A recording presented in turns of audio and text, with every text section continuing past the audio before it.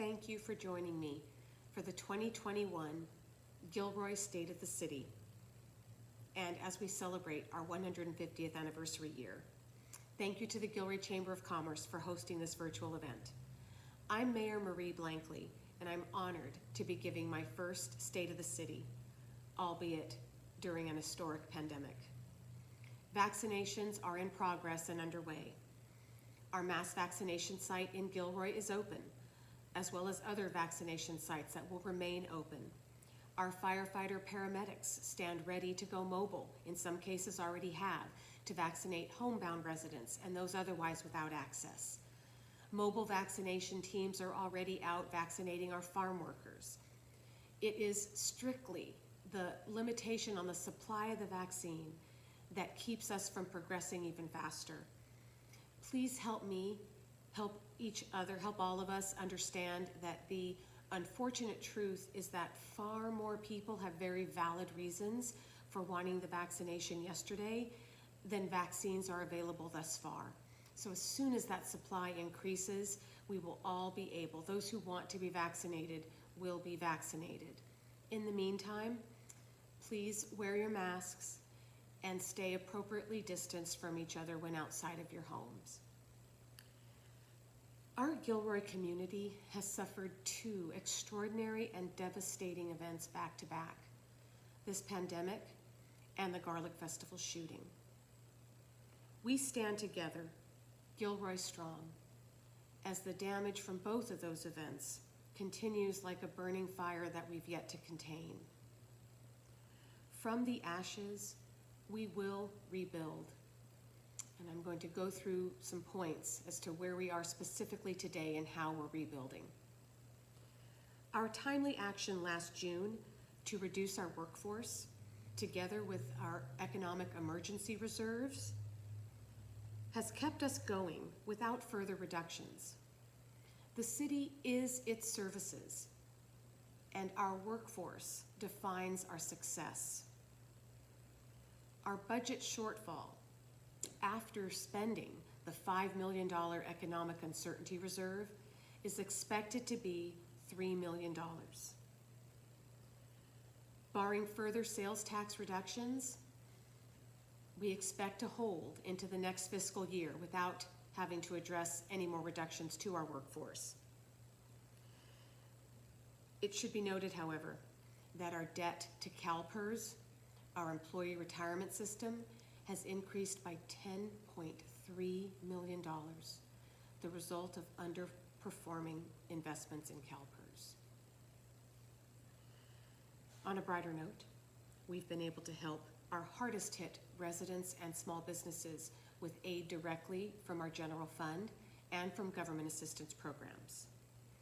With the help of so many wonderful partnerships, community partnerships right here in Gilroy, we've been able to distribute that help to hundreds of Gilroy families with rent and utility assistance, landlord-tenant disputes, those with food insecurities, and those in need of shelter to isolate. We seek opportunities to add recreation adventure through better use of our city-owned property surrounding Gilroy Gardens. We have two very viable and reputable proposals from viable and reputable companies that we are considering right now, and if the City Council decides to go with one of them, then all of us together will look at the possibilities as to what we might be able to do with that land that would bring recreation adventure to Gilroy. The San Jose Sharks would like to bring Sharks Ice to our sports park. The development of our sports park is very exciting, and as we negotiate with the Sharks to anchor them as a tenant, we can consider or contemplate the possibilities for other uses of that space, including a badly needed community center for Gilroy. The Gilroy Downtown Business Association has presented plans for improving Gourmet Alley between 4th and 7th Streets. With the cooperation of those building owners, the City of Gilroy doesn't own the buildings, they are owned by private parties, and with their cooperation, Gilroy can expect to see some real progress towards a thriving downtown. The school district has nearly completed their renovations at Brownell Middle School, and they look great. If you haven't seen them, please drive by. Up next, South Valley Middle School. Those of us who've been in Gilroy a long time and maybe even attended Gilroy High School there can appreciate what a change that will bring. Very much looking forward to that.